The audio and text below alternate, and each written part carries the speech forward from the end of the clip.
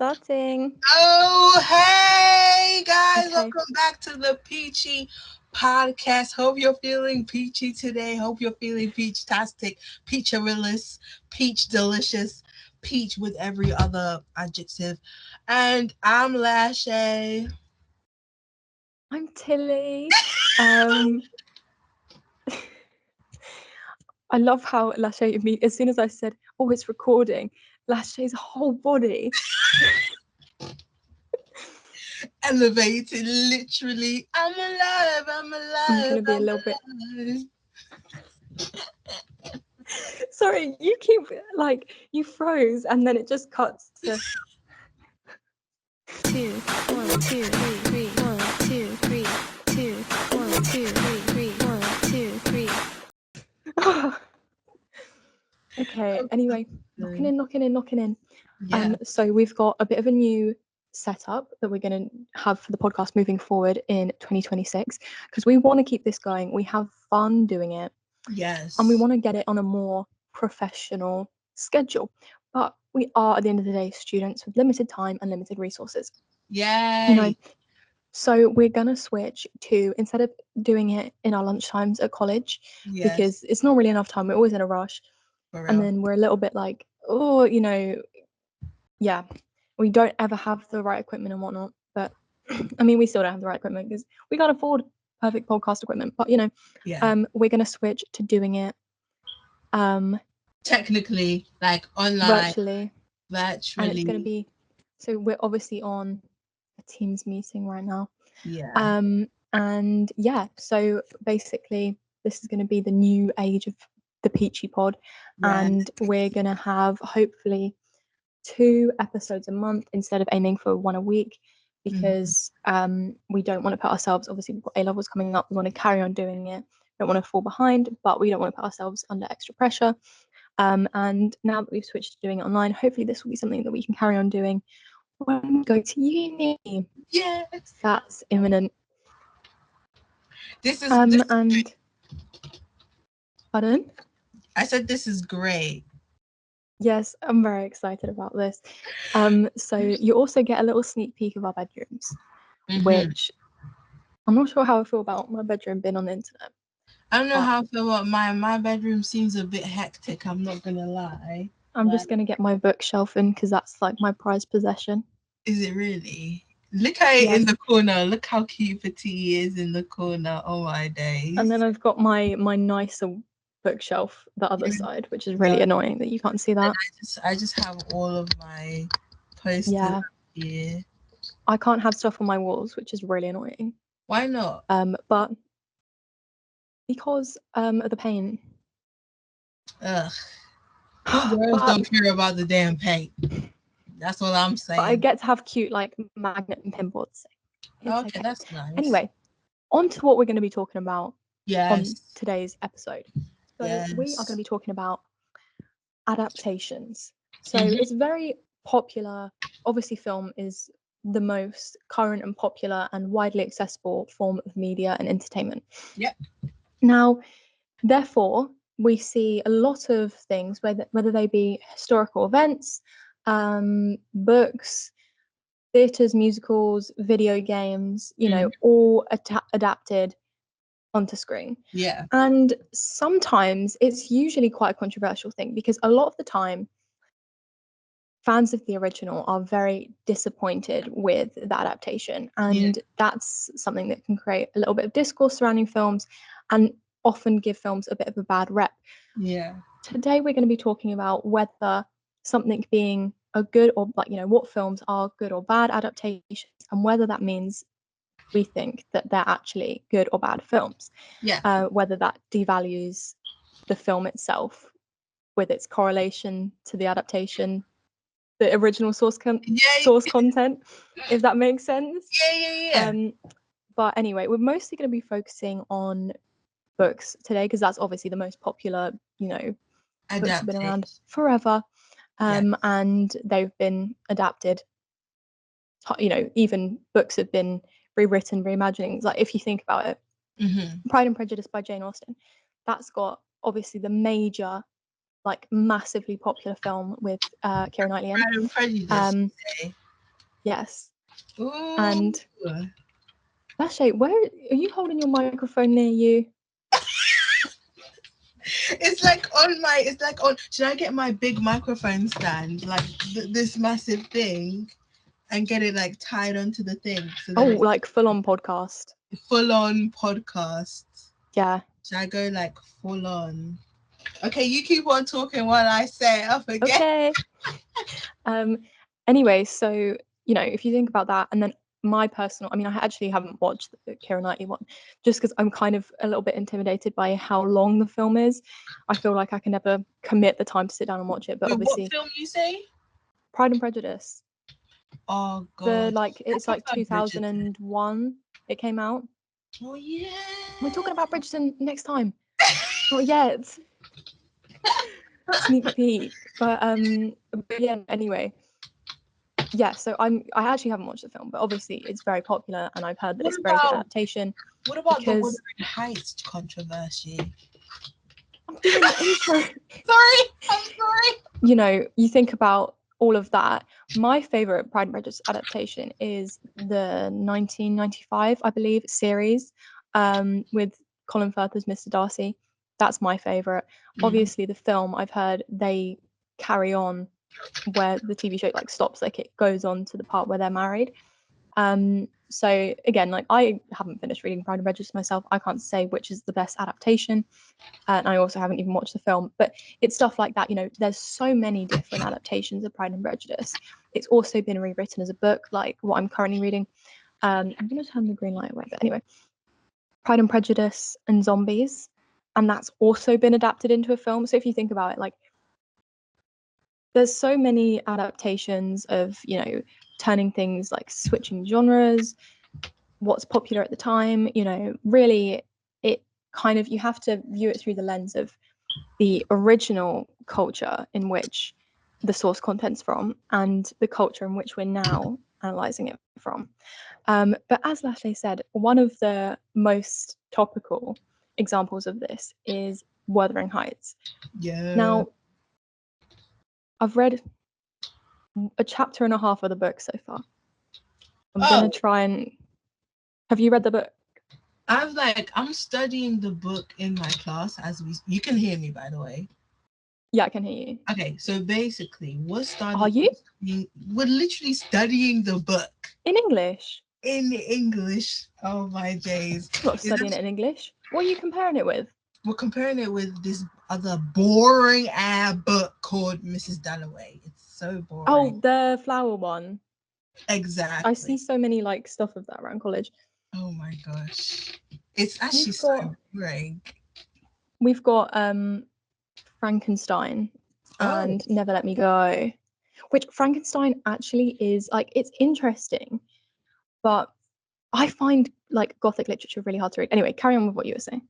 So no, wait, what do you think? Have you watched the Frankenstein like movie? Yes, I want to talk about that, but we'll talk about Wuthering Heights first. Okay, but like with Wuthering Heights, so we're studying it in English, and like the most obvious controversial thing with Wuthering Heights, especially with the adaptation that came out like I think a few days ago, is Heathcliff is a black man. Okay, no, Heathcliff is a brown man, to be honest. And the fact that Emerald Fenning decided to make him Jacob Jacob, go sit down somewhere because you've had enough. You've done great things. You've done, what is it called, Priscilla.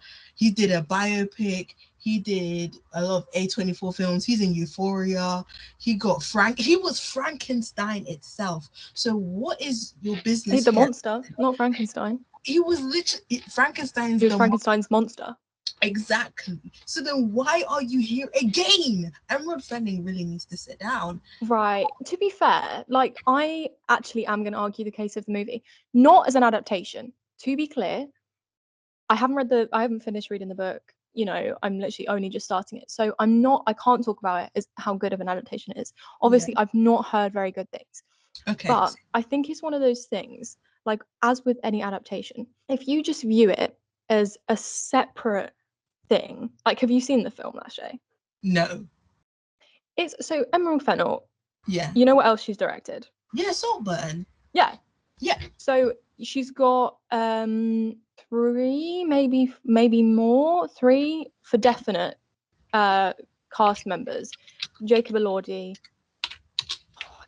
Alison, I think it's Alison, who plays I don't remember her name. Isabella Linton. I'm actually so bad at remembering people's names. Isabella Linton in the film also played the sister in Saltburn. You know, the blonde girl in Saltburn. And then yes, what is his name? Cast and stuff. Ewan, I don't know, but he was in House of the Dragon. Oh, Ewan Mitchell. That's it. He was in both as well. Yeah. So obviously, like, you know how like Greta Gerwig uses the same actors and stuff. Yeah, like it's one of those things. And I think obviously Emerald Fennell, like, she is establishing herself in a particular way in terms of, like, you know, when I haven't seen Promising Young Woman, which I think she's also directed. And obviously I think that's quite different subject content to Saltburn and Wuthering Heights. But yeah, so I haven't seen that, so I can't comment on that. But Wuthering Heights and Saltburn, like, I've seen both. And when I was sat in the theatre of Wuthering Heights, I was like, okay, this is very clearly the same director. She's got obviously same core crew members, you know. Yeah. The same vibe, and that's by the cinematography, the kind of colouring of do you know what I mean? Like the colouring of the set and the costumes, and like kind of how some colours are really vibrant. Yeah. Do you know what I mean? Like, she's clearly kind of making a name for herself with a certain vibe. She's establishing like the type of filming she wants to be. Yes. Filmmaker. And I think obviously, like, how if you were to watch the film, it's very it's very sexual. It's very, you know, it's very sexual. And obviously I don't like. Can I tell you something? You know, in the book, they don't kiss once. They don't exactly. Like, they do. Exactly. So when you separate it, like, obviously nothing of that sort. Nothing of that sort happened in the book. Like, you know, once you separate that, kind of how it's like, it's clearly, it's her interpretation. It's so different from the original source content, but it's kind of okay. Like, if you're viewing the film through the lens of, this is so not Wuthering Heights, then you're not going to enjoy the film. But I feel like, because I have the privilege of not having read the book beforehand, I was able to enjoy the film. Yeah. Obviously, like, the thing is, you'd want something in, you know, particularly in Gothic literature, you know, there's usually very, like, what was at the time very controversial and at points revolutionary ideas that are being presented, especially with obviously Wuthering Heights. It's Emily Bronte, isn't it? Not Charlotte Bronte. Yeah, Emily Bronte, yeah. Yeah, she's obviously really exploring kind of like cycles of trauma, and also how class and race and many different prejudices come into that. That's what her story is telling. And whilst it would have been nice to have that kind of recognized and that brought out in such a big Hollywood film, you know, like, on the one hand, she casted a white man as Heathcliff, which obviously. Would you say that the fact that Emily Bronte's purpose in the book was to be controversial, to be against society, to be writing crazy stuff that women shouldn't be writing at her time, and that the fact Fennell, Emerald, let me just call her Emerald. I'm so sorry. Pause 2 minutes. So let me keep on talking. So would you say that Emily trying to be controversial is kind of similar to the way that Emerald is being controversial? Because the way Emerald has done it, she's basically went out of her way to piss me off with the film continuously. Like, I'm not gonna say that it wasn't amazing, Wait, did you hear what I said while you were off? No, my brother was just asking me what's for dinner. Okay. But basically what I said, what my question Yeah. was, you know how Emily, when she wrote the book, she was trying to be controversial and did a lot of things in depth to be controversial. And that if you want to contrast that to now Emerald making this film, would you say that her controversy of making this film is kind of like going along with Emily? No, I think when you have such clear themes of a book, you know what I mean? Like sometimes ultimately everyone's from different walks of life. Yeah. No one can truly understand what Emily Bronte, you know, her aims for the book and how she would have wanted it adapted onto screen, because who knows, maybe if she, like, obviously the time she was living, Yeah. she wouldn't have been thinking on that level. Do you know what I mean? Yeah. But if she had been, she might not have even wanted it as a film, you know? Who knows? Like, we truly can't say. Obviously, no one can have her brain, no one can know exactly what she wanted to be done with the book. And anyone who picks up a book is going to have, like, they're going to be from different walks of life and have different takeaways from it. People sometimes, like, my favorite books, I get other people's opinions on it and I think, how on earth did you come away with that take? Yeah. I just feel like, what the, like, me and my, I'm gonna call her out. Me and my friend Maddie have an ongoing. We study in classics. We Yeah. study the Iliad. Yeah. I love Hector. She hates Hector. Does she know? She loves Achilles. I don't like Achilles. You know, and I think, how on earth could she Exactly. possibly have that point of view? But it's just, and again, in my mind, that's an incorrect takeaway from the book. But it's subjective. Do you know what I mean? Like, ultimately, it is Emerald Fennell, her takeaway from the book, her perspective. It's she's looked, she's analysed the book and taken away something that is a different theme and a different narrative and a different, like, undercurrent than what many people read.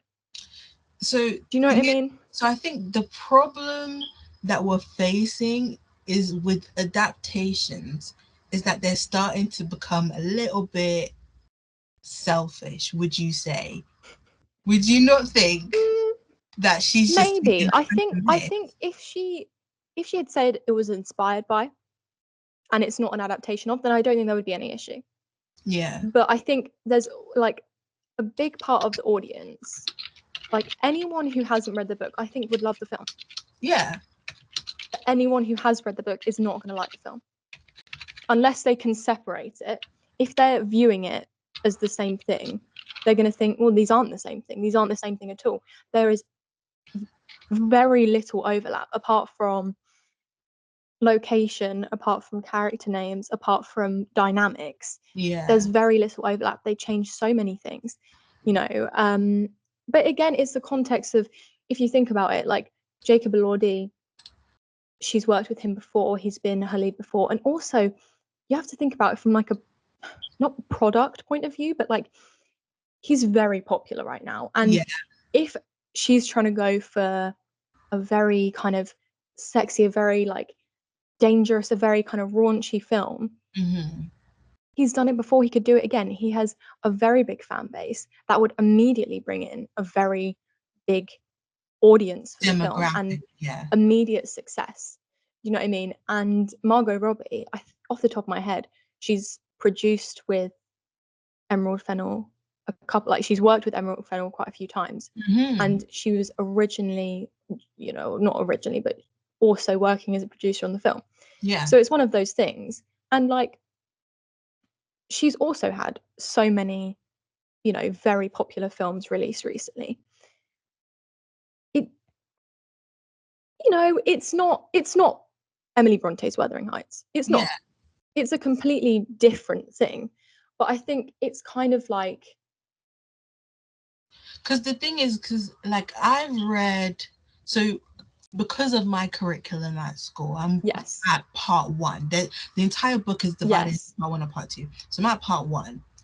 And I don't know where that is in the movie because I haven't watched the movie. So I'm very much in defense of the book right now. And from like studying the book, like I very much realized that Bronte's message I'm not an A-star student, guys, please.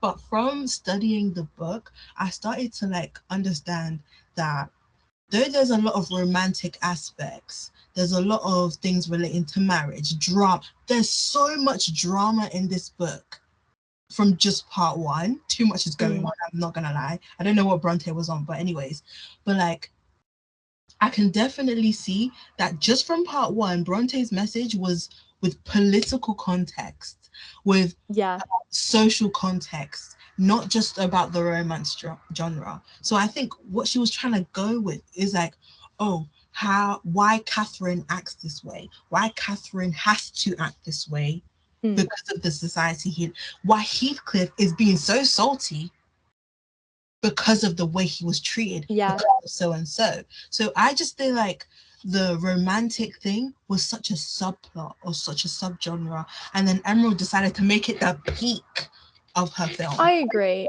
I think again, like it comes down to who is in charge of making it, what the different contexts are, because she said that this is her, you know, she wanted to encapsulate the feeling of when she read the book for the first time at 14.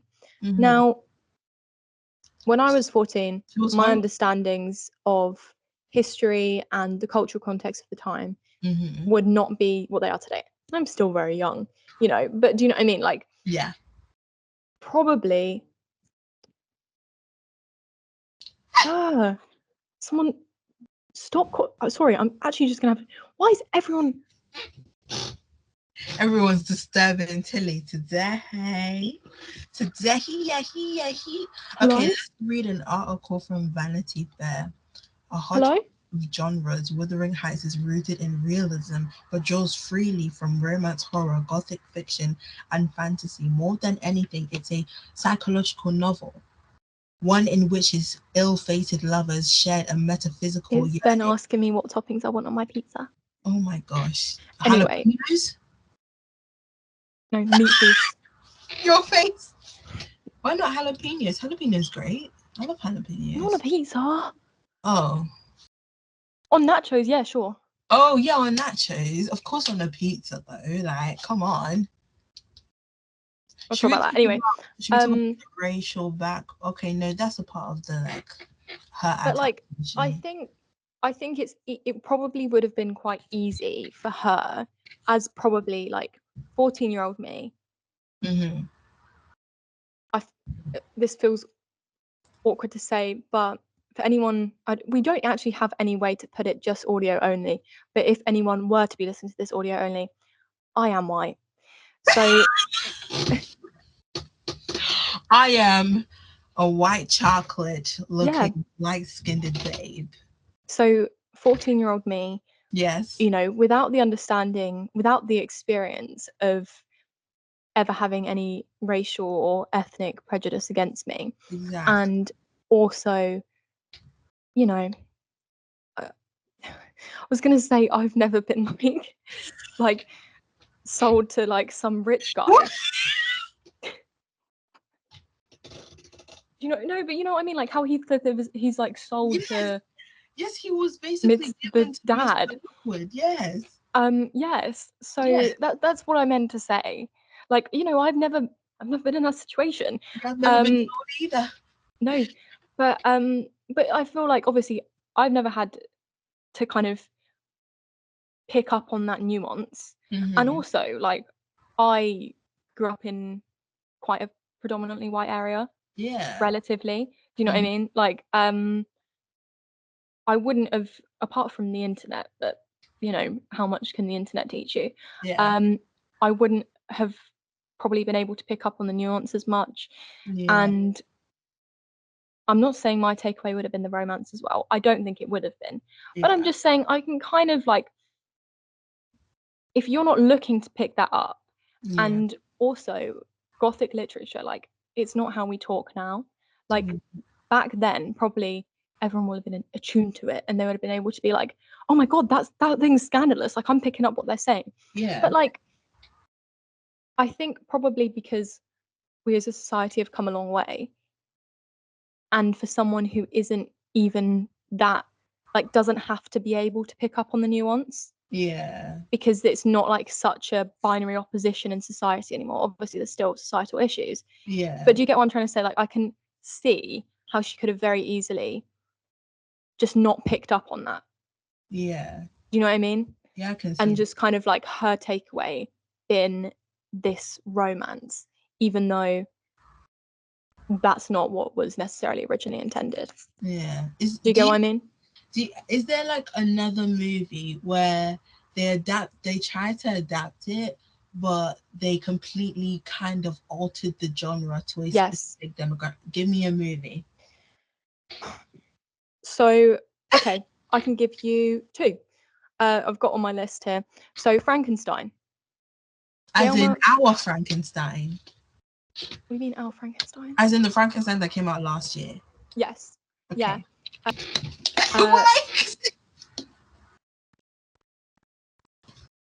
Why are you drinking water? Because you're drinking water. Anyway, Del Toro's Frankenstein. Yeah. Came out last year. Obviously, he's a very renowned director, particularly for his visual effects and his very visual storytelling. We're studying it in film at the moment, Pan's Labyrinth. We've watched the first 2 minutes. So, yeah. 2 minutes, actually. Yeah, that's literally all we've watched. I swear Tilly, our other acquaintance said that you guys watched like half, like up to 30 minutes. Who's our other acquaintance? Tina. I feel like I missed a lesson, so maybe. Me too. Okay, anyways. Yeah, anyways. Yes. Anyway, so I loved the film. Oh, I love as an adaptation, hated it. Hated it as an adaptation. I thought it was an awful adaptation. Why? Because his takeaways from the book were so different to my takeaways from the book. Now, similar thing, well, actually it's not that. Sorry, we're just filming. Anyway, so yeah, the house is a hubbub because it's Pancake Day. Oh, really? Yes, I love Pancake Day. Is it? Wait, do you guys have like a specific date for Pancake Day? Do you mean my family or the country? Because it is actually. It's actually. It's a day. It's not a day. It's today like it's Shrove Tuesday. Wait, give me a second. It's a Christian holiday. Today. Well, not holiday, but like special day. You know, like Ash holiday. Wednesday. Oh my god! Today is Pancake Day. Yes. Are you being serious? Do you actually celebrate like every holiday known to man? No, I don't. I do celebrate Pancake Day because I like to eat pancakes. Are you sure? No. Do you actually celebrate? Or do I have to? Should I make a pancake today? A little bit late in the day for that, but. Okay, but you know, breakfast for dinner. Come on, Tilly. No, I mean as in like to be cooking up the pancake mix. To be done at like 10 o'clock. Anyway, Frankenstein. Amazing film. Like the costumes, the set, the acting, the storytelling, the cinematography. It was all phenomenal. Yeah. And I loved it. I loved the vibe. I loved the film. It's quite lovely. As an adaptation, I had to like re-watch it with like a fresh mind because the first time I watched it, I kept thinking, "Oh my god, this is so inaccurate. Oh my god, this is so inaccurate. Oh my god, this is so inaccurate." Really? Did not like it as an adaptation one bit. Because the thing is, the key takeaway or like message for Mary Shelley's Frankenstein is it's all about kind of like. It's okay, Tilly. I actually can't. Like it genuinely. So first of all, yeah, there is a whole weird thing with the mum. So Elizabeth, his brother. Have you seen it? Yeah, I'm literally looking at like every film that we mentioned. I'm looking at it up. But have you seen it? I have seen it. Okay, perfect. So Frankenstein, Victor Frankenstein, and his brother are not the same age. His brother's significantly younger than him. Elizabeth is not his brother's fiance. she was originally their cousin, but then just became like some adopted child that they found and like gave her a better life.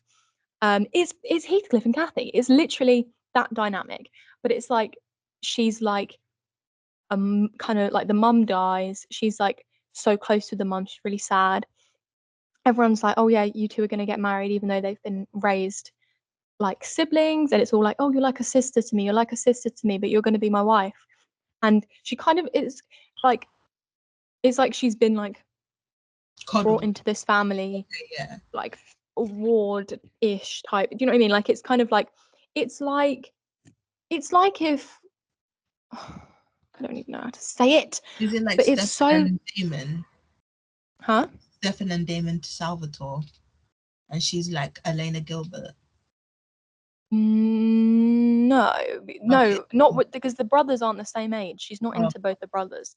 yeah. It's just Victor, Oh, so then right? So why? from day dot, it's like they're not like in love at the start of the book, but it's like they're gonna get married. Like, Yeah. you know, like he'll just eventually end up with her. Do Yeah. you know what I mean? Mm-hmm. And they're a lot younger because he's like fresh at uni when it Oh. happens. They're a lot younger, similar to Wuthering Heights. The characters are a lot older in the film. Mm-hmm. You know, and Kathy's like, they keep saying, oh, you're past spinster age, whereas in the book, apparently she's like only 18 at the end of the first volume. Yeah. But anyway, Frankenstein, you know, it's just Elizabeth and Victor. Elizabeth really likes Victor. She never interacts with the creature apart from the creature kills her. There's no romance between the creature and her. The creature does ask. So basically, Frankenstein makes the creature in secret when he's off at uni. But Okay. it's like this whole description is like a masturbation kind of illusion. Did you just say It be- masturbation? yes. What do you mean by masturbation? Is Do you that mean like what does the word mean, or like is that a different word to masturbation? it's the same word? I'm just pronouncing it differently. Okay. Yeah.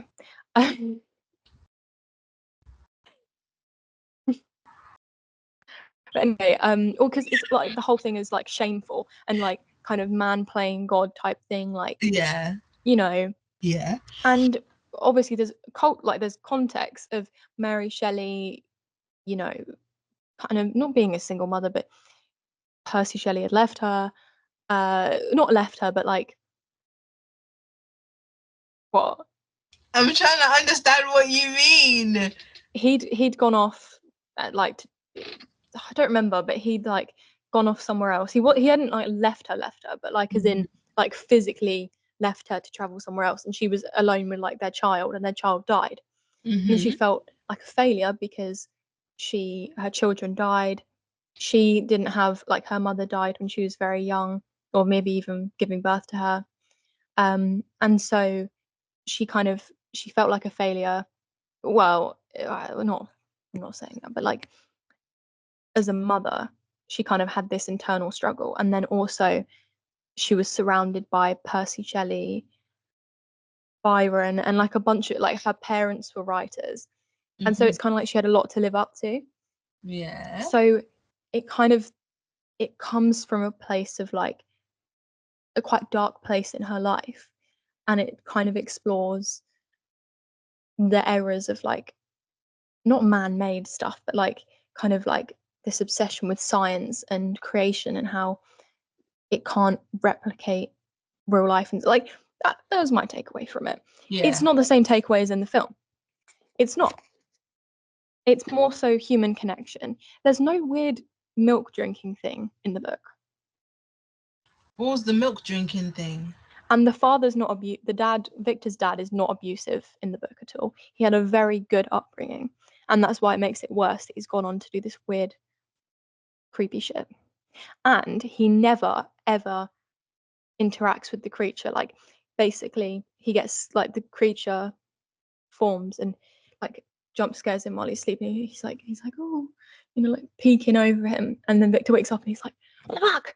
And the creature, like, Victor runs out or something.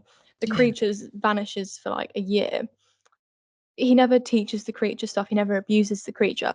But obviously, my takeaway was very different from Del Toro's takeaway, and that was more so focusing on kind of cycles of abuse is kind of what I kind of thought the main themes of the film were, because obviously Victor was abused by his dad. He felt like he had to come up with like a big scientific thing, like to kind of excel in that way because of the pressure from his family. And then he goes on to abuse his creation, which is like his child essentially.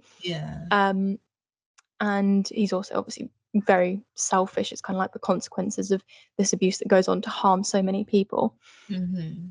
And then obviously the whole thing with his mum being played, both the mum and Elizabeth being played by Mia Goth. It's both kind of like his mum was like the good parent, and so he's trying to find reassurance and love in someone like that, even though it's at the cost of his brother and someone else's happiness. Do you get what I'm saying? I can see like, it seems like he's focused a lot more on like familial interactions and consequences of that, when there's no like, there's weird stuff with the mum and like motherhood in the book. What was the weird stuff? Well, Victor has a dream at one point of his mum talking to him. Then the mum transforms into Elizabeth, his sister, like adopted sister, basically, and slash lover. And then Elizabeth kisses him, but like 5 minutes ago, she was his mum. So it's like he views Elizabeth and his mum as the same. Elizabeth is also like his sister, but Elizabeth is the one he loves. So incest. Which is just weird. Oh gosh. But anyway, obviously, like, there was a lot of personal things with motherhood going on, and then with Mary Shelley, which in the book is more so questions about fatherhood and motherhood. Do you know what I mean? So obviously, even though that wasn't my main takeaway from it, it was Del Toro's main takeaway from it, it seems, in the film.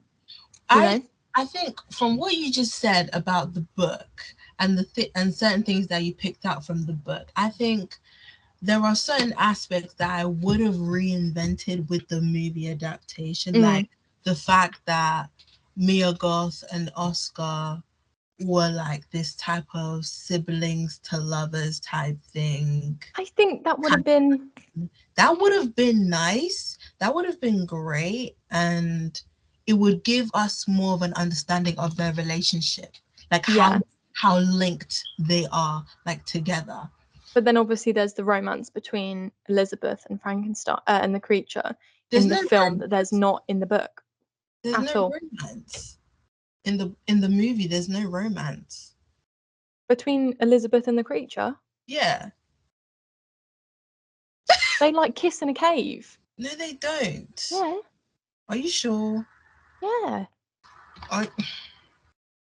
They literally do. I know, because I was outraged. Because the only time he saw Elizabeth was when, on her wedding night to Victor, he killed her. The creature, the monster, killed Elizabeth. Which I don't feel like this is correct. This can't happen. Also, Victor, in the book, Victor's whole project is very it's his dirty little secret, and no one knows his dirty little secret. Given Pennywise, do you know what I'm referencing? I know your secret, your dirty little secret. That one. We're singing two different things. Oh. I was singing, I'll keep you my dirty little secret. Don't you like that song? I love that song. I like that song, but I was referencing it. Okay, no, Flippin' likes it. I'm sorry. Do you not like it? I feel like you would. It, as in, like, the Pennywise. Yes. Do you not like It Welcomes to Derry? Oh, It Welcome to Derry. Oh, I don't. Oh, it was too scary for me. I was actually so scared of Pennywise. You Fair don't play. even know. Fair play. I'm trying to find the cave scene. Well, anyway, take my word for it. Yeah. They kiss at some point. But I just hate that. And obviously he like tries to save her and Victor's the one that shoots. Because it's not like that. I didn't see their relationship as like a lovey-dovey relationship. I saw Elizabeth and Frankenstein the monster's relationship as like a mother taking care of a baby. I saw it as that. Or like, that's an interesting, yeah. Like I didn't nowhere did I see. To be fair, maybe I misinterpreted it. But like the kissing, okay, if they end up kissing, then that completes your evaluation of seeing it as like a relationship. Do you get what I mean? But like it would also align more with like the parental stuff if it is, as you say, just parental. Because I remember thinking that's so weird. It like she was teaching him how to talk, and now she's kissing. Exactly. It's giving Mike and Elle. What do you think is like the most outrageous thing a movie has done in like a adaptation type movie? Oh, easy. So another amazing film, awful adaptation. We're still on the books, guys. Yes. Troy. So 2004, I believe. Nothing stars Brad Pitt, Orlando Bloom. It's a really star-studded film, and objectively, it's a good film. It's a very good film. It's an action film, not usually my cup of tea, but it you know, the costumes are amazing. Yeah. The cast is amazing because they're all amazing actors. Oh my god, I can't remember. I think it's like Rose. But I don't remember how you say her surname. McGurn? I think it's Mc something. That's it. So that's actually not at all what I was thinking. I was thinking it was like McGurn. But McBurn, no, it's Roseburn. Roseburn. She plays Briseis. You know, and they're all very amazing. And obviously it's very iconic to have Brad Pitt as like obviously he's such a staple of Hollywood and what it is in the modern day. Yes. Playing the great legend Achilles. Like, it's iconic casting. It's truly iconic casting. You know, you've got Orlando Bloom playing Paris, who is like this like really like very like pretty, you know, prince. Yeah. Like, it's very iconic casting. It's very good casting. Yeah.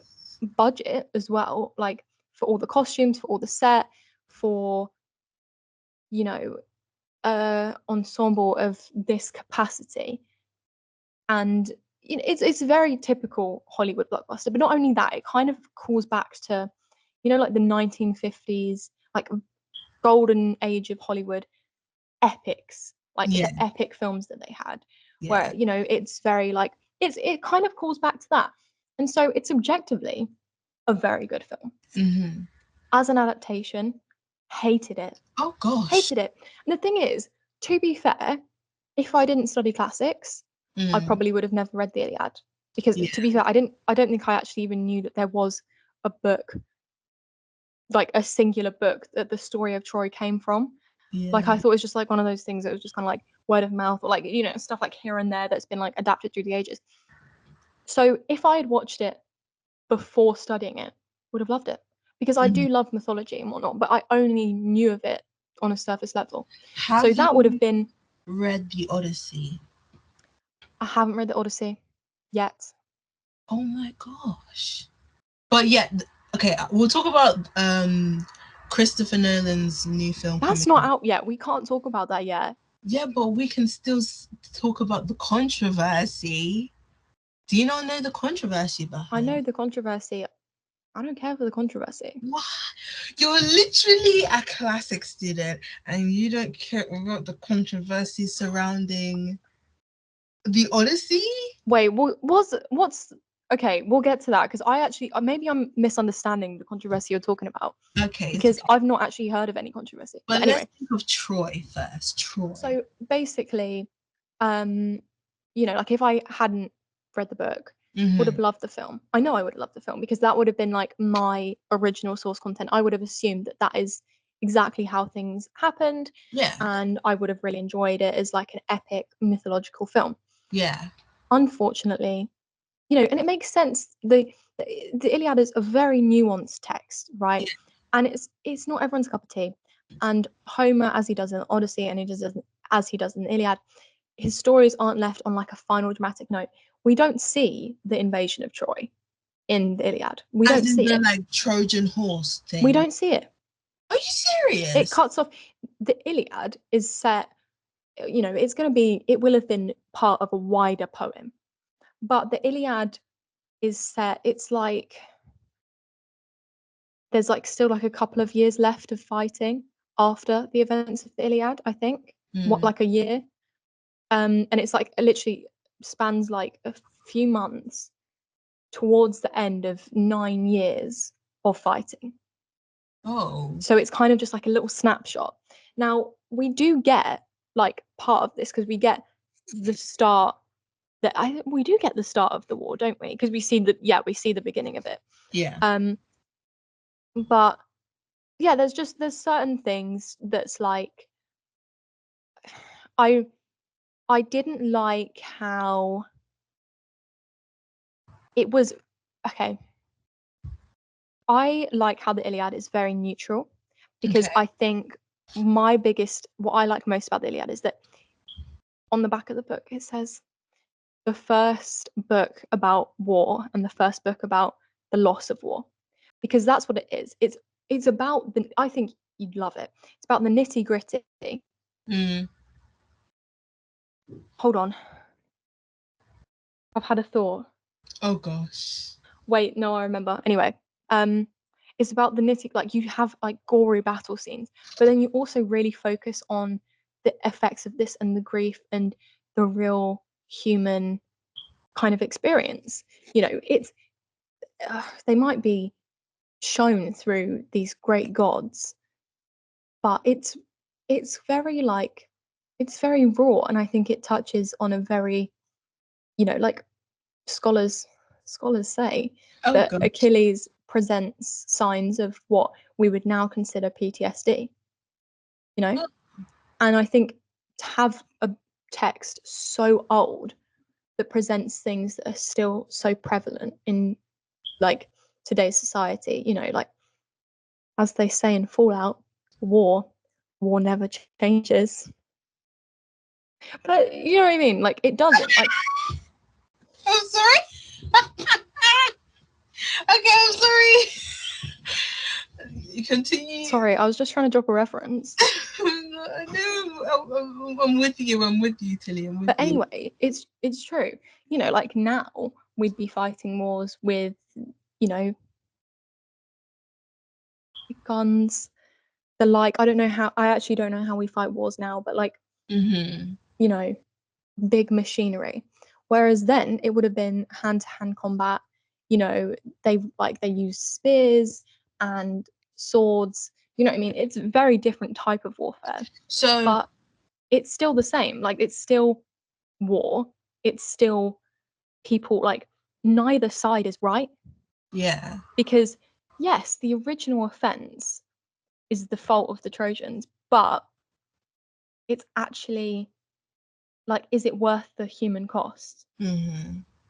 So if you want to change the film, do you like your own fan casting, like change the cast to how you would want it to be? I don't know how I would want it to be, So but I'll tell you a few things I'd want to change. Okay, yeah. So I felt like when I watched the film, it was too much, like it was in the service of Troy mostly, Okay. but then also Achilles, which actually Achilles isn't like a perfect hero, I don't think, and I don't think he should have been presented as though he was. Briseis, his love interest in the film, is actually a slave. Which I didn't really like. He doesn't actually, in the book, at least my takeaway was that he doesn't really care about her. It's really just he cares because women were like spoils of war. They were prizes of war. And she was his prize of war. And someone wanted to take away his prize, and he didn't want that. It wasn't that he was being separated from the love of his life. It wasn't that. Do you know what I mean? Yeah. Like, he can say, oh, well, she's my favorite slave. God. It's still, but obviously, again, it's one of those things. I understand why they made that change, because otherwise, if you are presenting women as slaves, even though that was how they accurately were in the original text, whilst you're highlighting, you know, how the sexism of the time and how poorly women were treated and how much injustice and imbalance there was, it's gonna immediately like, no, like, are women gonna want to go and see a film at the box office where they're slaves? Like, the only characters, female characters, are, you know, like, are they gonna want to see that? Probably not. And also, it kind of, the shift in how the male characters wouldn't come across well, would they? No one would want to root for a character that was actively wanting to, you know, do whatever they wanted with no consequences and not caring for those around them and essentially keeping female slaves. Now, at the start, Achilles is kind of like that, but they give him a character arc that he doesn't have in the book. And again, it makes him more likable to the audience. So I can recognize why they make that change. They don't make that change with Agamemnon, which Agamemnon is obviously very war hungry. But they make Agamemnon like the big bad. Like, he's just wanting to get involved in the war, not for the sake of his brother whose wife was stolen and kidnapped. Wanting to get involved in the war, some money. He wants to, he wants to get his share. So he's like, he just wants to conquer Troy for the sake of it. When really, like, I don't like Agamemnon, so I'm not going to be rooting for him. But I feel like making him and Menelaus both significantly older than the other characters, and also very, like, kind of gruff, and like, it makes them significantly less likable, and therefore makes, for Agamemnon, by making him less likable, it makes Achilles, the lead, come off as better, because Agamemnon is the guy who is just wanting to have Briseis as a slave to himself. Yeah. And his brother Menelaus. Oh, one thing I didn't like about the film, they pronounce it Menelaus, like Woodlouse. Yeah, because it is Menelaus. This is what I'm looking. I'm literally looking at on the internet. It says Menelaus, not Menelaus. I might be wrong, but I and my class have always pronounced it as Menelaus. But Menelaus just really tickled me. To be fair, I really like the like how we say Woodlouse. Like, that really itches my brain, so I didn't mind it. But it, like, kind of like, when you just really notice something and you're like, oh yeah. But anyway. But yeah. Yeah. So essentially, by making Menelaus older, older and gruffer, it also makes the original kind of like, because in the book, Helen doesn't like Paris. So, Paris takes Helen because they're in love and takes her back to Troy and whatnot. That's not how it goes in the book. In the book, Paris, so there's a judgment of Paris, in which 3 goddesses want someone to decide who's most beautiful. So they ask Paris, they're like, oh, Athena says, I'll make you like the smartest man or whatever. Hera says something else. And Aphrodite says, I will give you the most beautiful woman in the world. Yes. He picks Aphrodite. And he's like, okay, when am I getting what was promised to me? Right? Not, oh, she's going to fall in love. Like, no, you're going to possess. Do you know what I mean? Like, Anyway, so he goes and kidnaps Helen in the night, brings her back to Troy. In the book, Aphrodite kind of forces Helen to, like, she's like, don't show me up, like, you need to well, Helen, basically, Paris almost dies in battle against Menelaus, and Aphrodite swoops him up in a mist. It's like, no, I can't let my favorite die. Swoops him up in a mist, sends him back to his bedroom with Helen, and Helen is like, oh, I wish you just fucking died on that battlefield. I hate you. You're so ugly and like disgusting because you're such a wimp. Like my actual husband, the man I wish I was with, is out there willing to fight to the death. You're not willing to fight to the death. You're a wimp, and I'm disgusted by you. I wish you just died. Oh my And God. Aphrodite is like, who do you think you are? She's like, I will. She's like, I will literally like, I'll kill you. Like, or I don't know what she says, but it's like she threatens Helen, and Yeah. she's like, I would like, I don't want to sleep with you, Paris. You disgust me. And Wow. he's like, where's my hug at? Where my hug at? Where my hug Yeah. at, ladies? Where my hug at? And Aphrodite's like, no, you are gonna sleep with him. Ooh. Does her thing to Helen, and Yeah. Helen is like transformed, and then she sleeps with Paris. But it's like she's not feeling him. Do you know what I mean? Yeah, I get Like it. it's not like it's kind of. So I was very anti-Paris because of all of this, because he is a Because wimp. he was a He's rake. caused this whole war, right? He causes this whole God. war by kidnapping someone's wife, and the person comes over. They're like, "Hey, can I have my wife back?" And he's like, "No, I Who are earned her. She's you? mine. Like, Who are you? she loves me." Oh my And they're like, God. "But it's literally my wife." Yeah. Okay, well, I guess we'll go to war then. And then he literally does no fighting. His brother is the one on the front lines. And anytime, like, Paris will be on the battlefield, he'll see the guy who, Menelaus, who he stole his wife from, and he'll be like, fuck, he's going to kill me, I've got to go. And he runs away. And my favourite part of the book was Hector. And to be fair, I think they did have this in the film a little bit, was Hector going, you are so disgusting. You're such a disgraceful brother. You're such a wet wipe. I hate you. You're better off dead. None of us like you. And like literally always saying, like, get yourself together. You're an embarrassment. I wish you were never born. I'd be happy if you weren't, like ripping Okay. his guts. And you know what? Literally caused a whole war and now he doesn't want to fight in it. Now he just wants to go off and sleep with the woman he kidnapped. Get a Like, love. what? Get a And keep in mind, Paris was an abandoned prince. He's not even been raised by these people, like by blood, but abandoned. So I'm thinking, selfish, clearly. yeah, He wants to be but fending for himself, clearly. literally. But no, So, yeah, yeah. my favorite moment in the book is when he is banished from the duel, and all Menelaus is like, where the fuck is this guy? Where did he go? And all the Greek soldiers, they're going up to the Trojans because obviously they've got a truce while the duel's going on. They're like, where is he? You must be hiding him somewhere. Like, step aside, let's see. Like they're trying to find him. And the Trojans are like, we promise you, we would not protect him. None of us like him. We don't want to be fighting his war for him. None of us like him. We wouldn't protect him. Trust me, he's not here because we don't even care about him. We'd offer him up to you for free. Like for the free. we don't like him. Um Everyone flipping liked Paris in the film. Did they actually?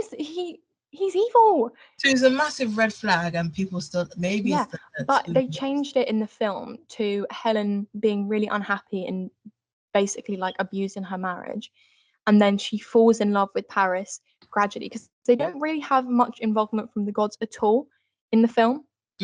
Which again, obviously, like how would you portray that without it being like kind of like cringy or whatnot? Like just having the gods, oh hi, like you know what I mean, like just dipping down. Like what special effects would you do with that? It kind of makes it better if it's just the people.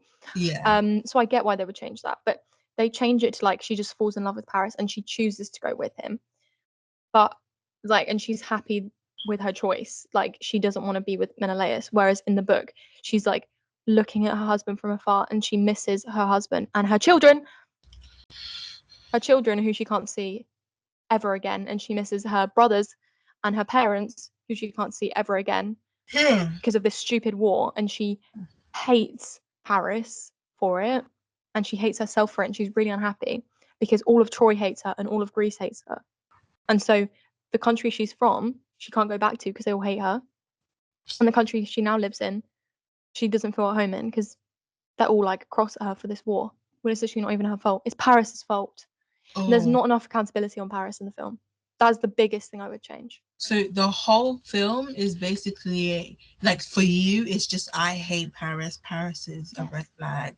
Yes, it needs to be more Paris hating, and there's not enough Paris hating in the film, and that's what upset me the most. Because it felt like it was just doing like it was making Menelaus and Agamemnon, like the leaders of the Greeks, look bad, so that Paris and Helen and Achilles, those three characters, would look better.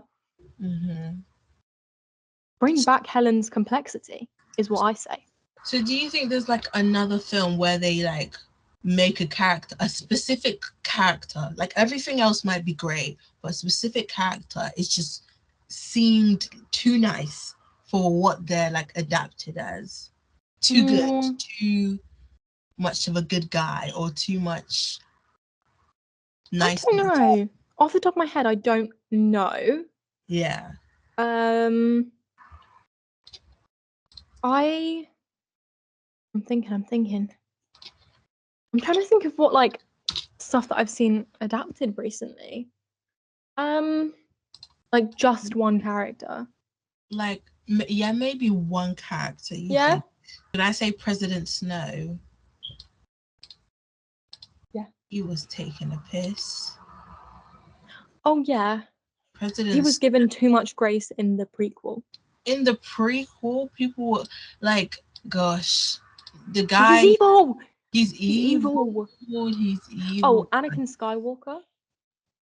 Anakin Skywalker. No, they did him dirty. No, Anakin Skywalker, they actually did him dirty, because I remember when I started to watch like all of the Star Wars movies. Yes. And I went I think I started from actually episode 1 instead of episode 4. I don't know. But yeah. But anyways, when I started watching the Star Wars movies, and when I watched it and I saw how Anakin Skywalker and how fine Hayden Christensen is.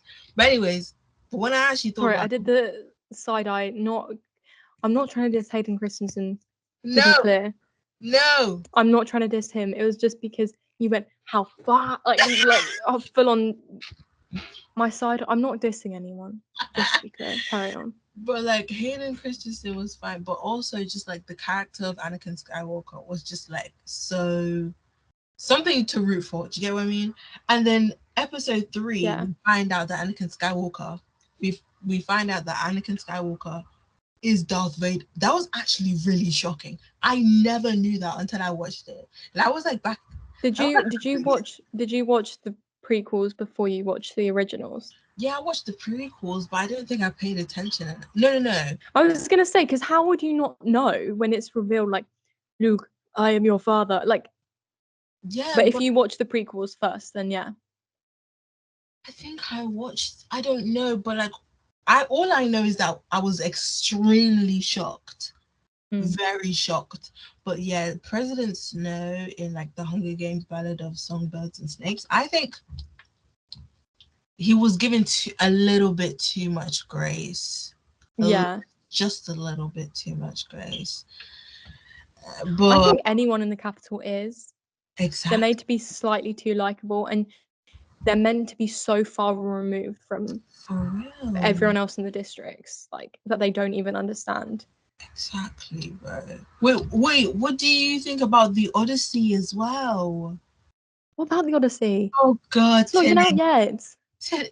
It's Christopher Nolan. It's gonna be an amazing action film, but I don't know. Like, no. Some people very much deny it. Do you know? Should I tell you the controversy around Odyssey? Yeah, tell me the controversy, because I'm not picking up what you're putting down. So the Odyssey, you should probably read the Odyssey, the whole myth about that. Yeah, I'm going too soon. We know, if we look up the Odyssey, so what people do know, the trailer's already out. So if you want to watch the Odyssey trailer, watch it, please. But for those who don't know, Christopher Nolan is coming out with a new film. I think it's coming out in July. It's coming out very soon. I think it's coming out this summer. It's coming out this year. Yeah, July 7th. Very soon. It's coming out in 3 months.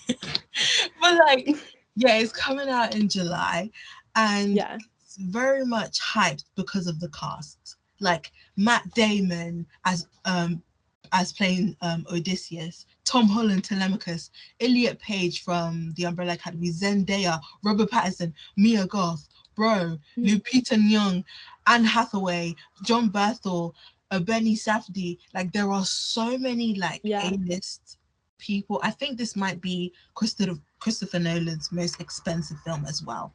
So this is a very much elite. You'd think it would film. be Oppenheimer, because that had like. Exactly. It's going to be a very elite film. A lot of people think that it might not do as well, mainly because of the trailer, we see how inaccurate it is. Basically, Wuthering Heights, but Christopher Nolan style. But if you think about it, like as I said, like Troy, they made so many changes from the book that I didn't like because it was so grossly inaccurate. Exactly. But when you think about the audience it was tailored for, like early 2000s Hollywood, perfect film, perfect blockbuster film. I imagine this Christopher Nolan film, like it's tailored for the audience of today. I think, however, though it is, but I just feel like it's so, to a point, it's so different. There was this video that I watched on YouTube, and she was talking about how, like, the genre between myth and fantasy, and how they're like close but also different to an extent. And it's just like, bro, the film, there's a lot of things that make it fantasy and also myth. Like some certain things that are aligned with myth and also aligned with fantasy. Like for example, there are a lot of historical details. Like for example, Tom Holland's character, Telemachus. Why is he wearing trousers? This is back in the day of I don't even know. But this was literally when everybody was wearing a skirt. Like I want to literally, everybody was wearing a skirt. Everybody was maybe wearing. he's modernized it a bit. That is something that is becoming. When I saw Helen of Troy, which is Lupita, isn't it? Yes. Yes. I was thinking, that's not very like the clothing she was wearing. Like it was kind of like a blouse, wasn't it? Really? I'd said that really weirdly, but like a blouse. Off the top of my head, I think it was. Oh. But it's not like pictures. It kind of reminded me more so of like what I've seen, like a bit later. A bit later, isn't it? Yeah. I feel like when maybe this is like a new era of like Hollywood that we're seeing, that we're not, that things that are made into adaptations, they're not gonna be an exact replica anymore. These are now changed by filmmakers to fit their own preferences now. Do you get what I mean? Yeah. Like nowadays, no one's really going by the book. Everyone's just doing their own thing to fit their filmmaking style. And I think that's like the main issue at the point. At this point, because that's why I said, is it not selfish? You get what I mean? I mean, you're always going to have people who strongly disagree with your view. Yeah. But you can only do it for what you think. Yeah. I think I agree with you, and I think I'm going to take it one further. A new age of adaptations in which period pieces, they're not specific to one time. Like when I was reading your article today, obviously Sinners that's the whole point of Sinners, is that it's honing in on a very specific time in history. Yeah. With a very specific group of people and experience that is very rarely, like, you know, I've seen, it's 1930s, wouldn't it? Yeah. I've seen so many films set in that time. Have I seen films set about Black and Asian families in that time? No. I haven't. You know, so it's honing in, blending a bunch of different genres whilst honing on a very specific story and a very specific life, if you get what I'm saying.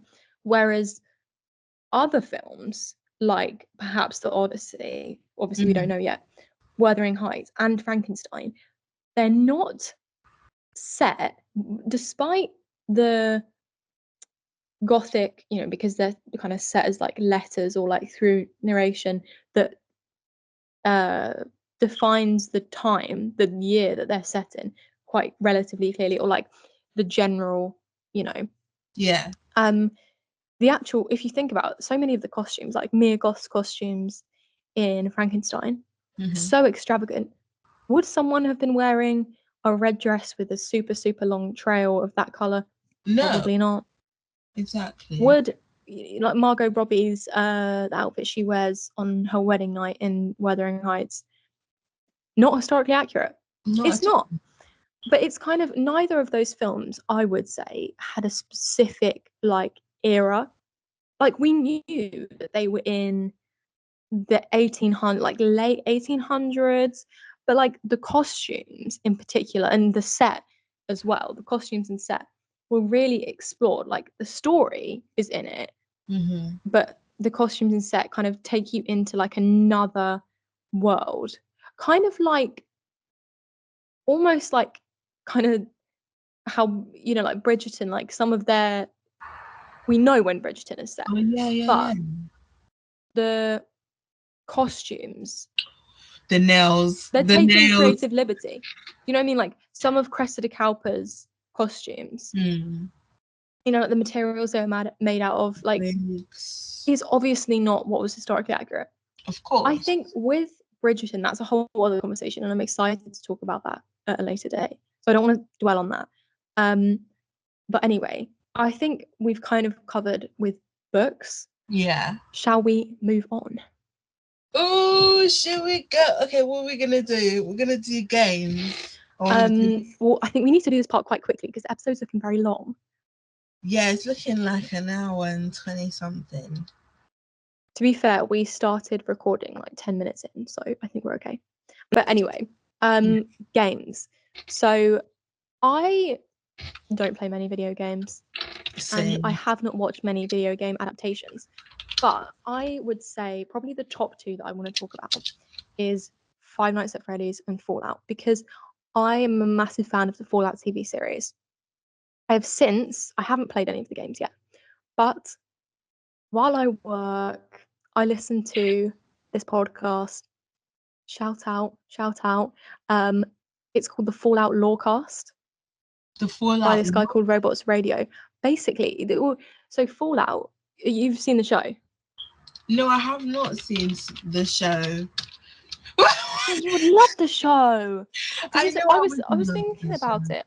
Like I was thinking about it the other day. I was unloading the dishwasher and I was thinking about Fallout. And then I was like, you know what? This would be the perfect show for me and Lashay to enjoy together. Because I really like the show. I really like the cinematography. I really like the characters. I really like the setting. I like the story.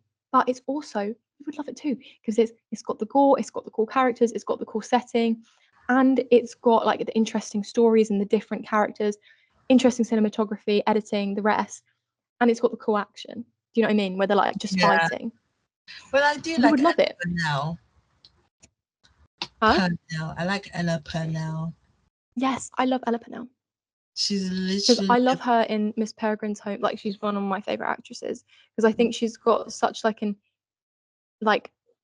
engrossing way of acting. Do you know what I mean? Like, it's like Miss Peregrine's Home for Peculiar Children, Yellow Jackets, Sweet Pea, and Fallout. Yeah, I think she's quite addicting to watch. Like, yeah, even in Fallout, she plays a character that is kind of quite irritating. Sorry, I cut you off. No, it's fine. Am I yelling? Carry on going on? Yeah, you can keep on going. I'm looking at the stuff.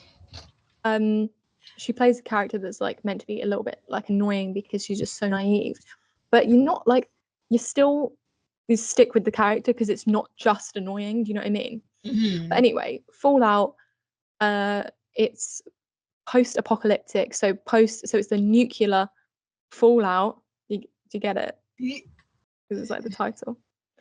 So it's set like a few hundred years after bombs have dropped, we think all over the world, but we only see what happens in America.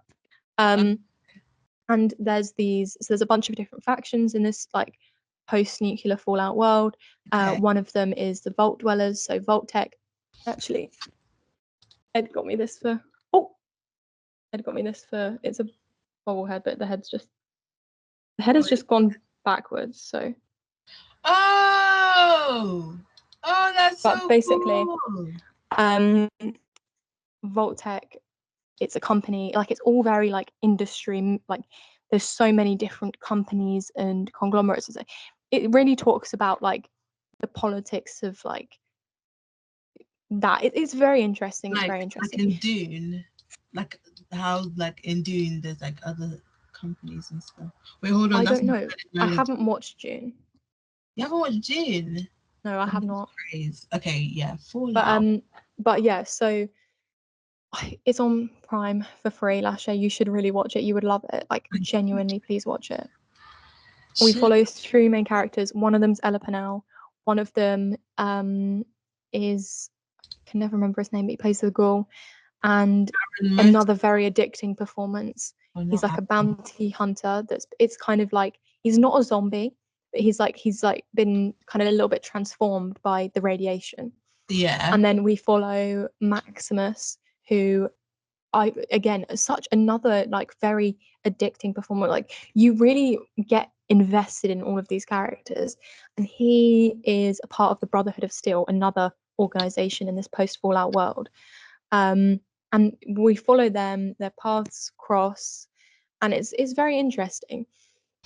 But anyway, so I haven't played the games, but I listened to a podcast about the lore of the games, because I'm just locked in like that, you know. All right. Yes. But anyway. So what's going on with the game? Well, it seems like a very truthful adaptation. There's not much like discourse that I've seen anyway about it as an adaptation. It seems quite truthful to most of the lore of the games. They don't follow the same characters, but it's one of those things where like a lot of the games are from different perspectives at that time anyway. Yeah. So it changes a few like dates here and there, but it keeps the same organizations, the same locations, and it's quite kind of recognized as it's not canon to the games. Obviously, like the show isn't canon to the games, but it's in its own right like a very interesting story and aspect of the Wasteland. Like they're separate because they're separate stories, and like they've changed a couple of things here and there, but it's not like Wuthering Heights where it's just 2 completely different things. It's still the same thing, but it's just like a couple of the dates have been slightly changed, and a couple of like the motives of characters have been slightly changed, you know, and stuff like that. And yeah, I think it's a very cool and interesting show, and I do want to play the game soon, but I just don't have access to the Xbox because my brother's always stealing it. Really? Yeah. You should try. I'm joking. I love my brother. But you should try like but yeah. level games before. I don't know how much of a gamer you are. I love video games, but I'm so bad at them. As in like Roblox. You seem like a Roblox person. I'm relatively, but I don't really play it like frequently. And I try to play Animal Crossing. Can't do it because I can't fish. What do you mean, Tilly? I can't fish. It's Animal Crossing though. I can't fish. Why are you fishing in Animal Crossing? They told me I had to fish. They told me I had to collect fish. I couldn't do it. What do you mean? And you know what else? I can't fish in Minecraft. That's not required, but I can't do it, which irritates me. And I also can't fish in Stardew Valley, and they also keep telling me to fish in Stardew Valley. And I can't fish. I have no interest in fishing in real life or via video game. And for some reason, every single video game wants me to fish, and I can't do it in any of them. It's needed to survive, Tilly. You need to know now before the apocalypse in real life. Why? It's gonna happen. No, because then probably the water would be polluted.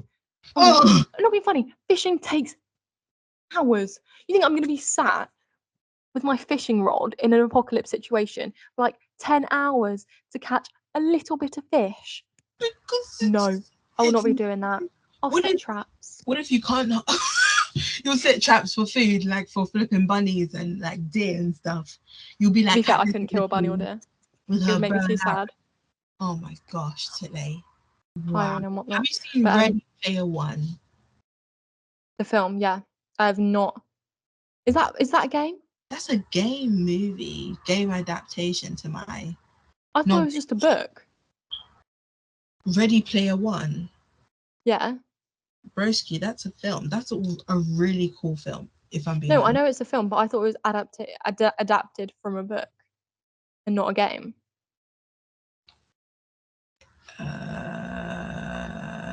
Give me 2 secs. Maybe it is a game. It feels more of a game. No, I think that's just because it's just about a game. Wait, hold on. Is wait. Oh no. I'm sorry. I'm very old. I don't know how to type a book. Another.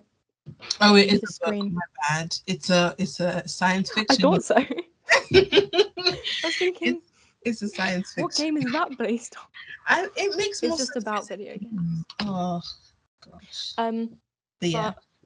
Back on track. The other one is Five Nights at Freddy's. Now, Oh, again, Lord. to be fair, I actually do have the Five Nights at Freddy's games. I can't beat them. Trust me, I've tried.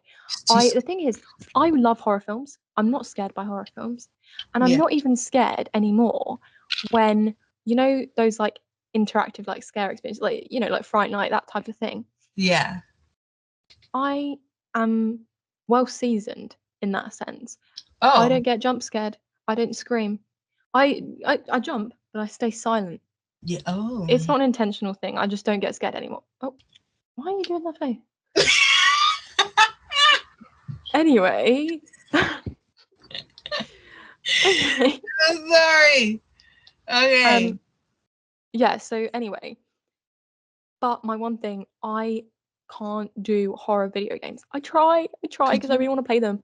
Like I tried to play Poppy Playtime on my own and I couldn't do it. I got too scared. I just kept like quitting the game. It's not funny. It's really funny, actually. I can just No, it's not, because I was like scared that something was going to chase after me, because I can't deal with something chasing after me in the game. Genuinely, like, I get such a spike of fear, like so much adrenaline in me. I'm like shaking. Like I can't do it. Like even Minecraft PvP is like really intense for me. I don't get scared because it's not a horror game. PvP Minecraft? Player versus player. You know, like when you're like fighting someone in Minecraft. Yeah. Oh yeah. Or like a mob. I can't do it.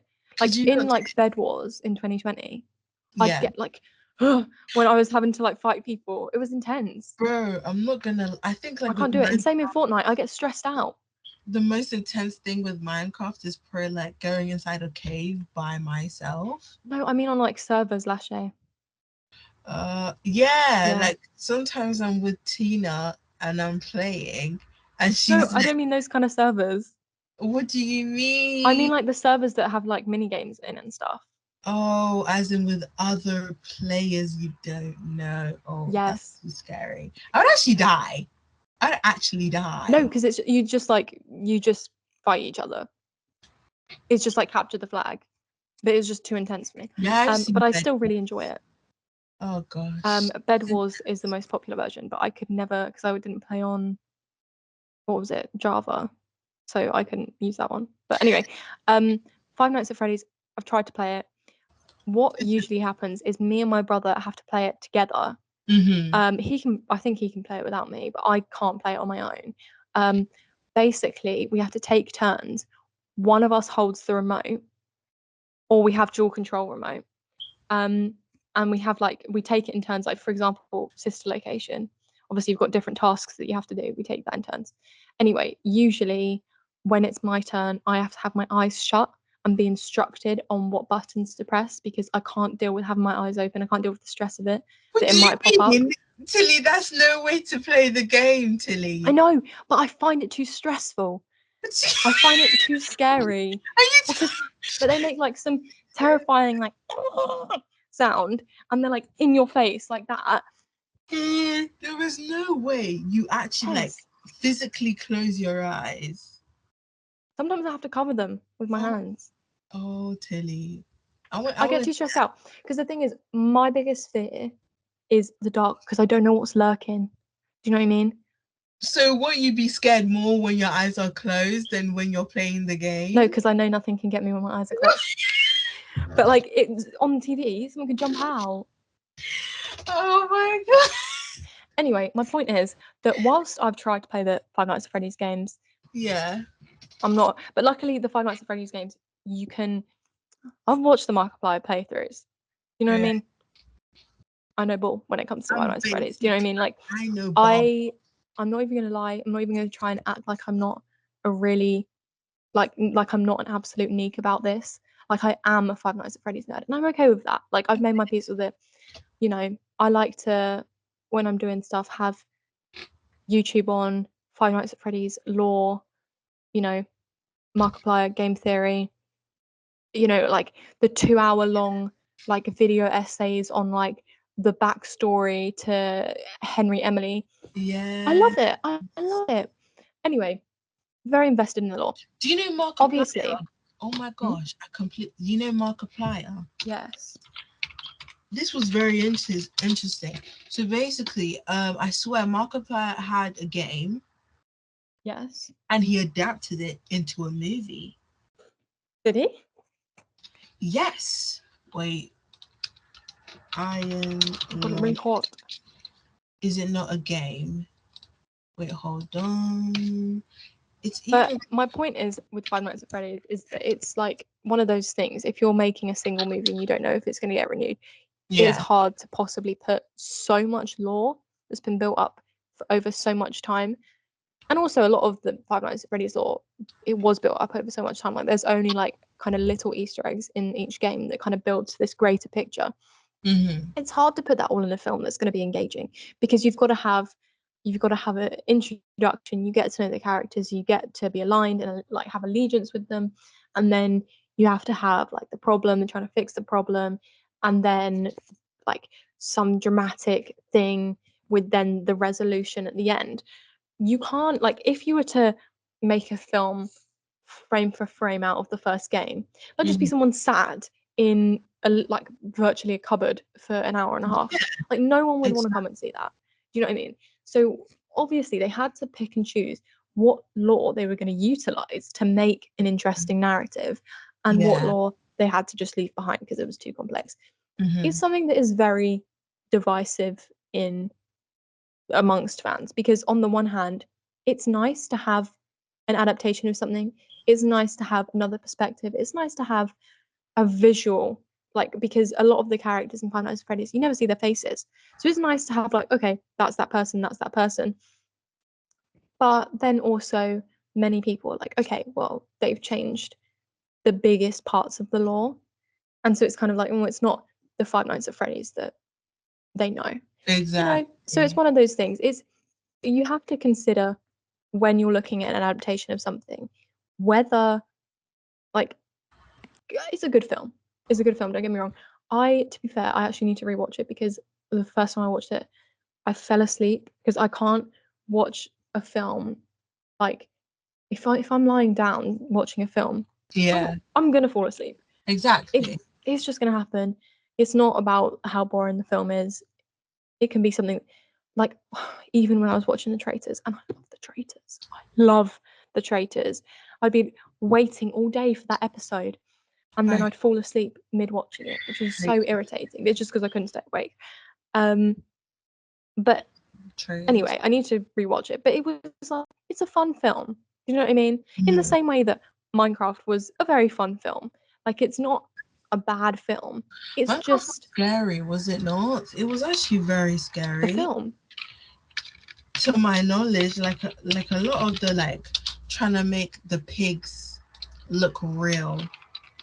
Oh, right. I thought you meant as in like it was like a horror film. I was thinking, no, it's not like this was for kids. Oh, the sheep. It's the same thing with Sonic.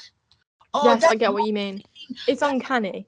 Yeah, like that's just I didn't like how it was like. I would have preferred if everyone was that way, bro. Because I think not just some people.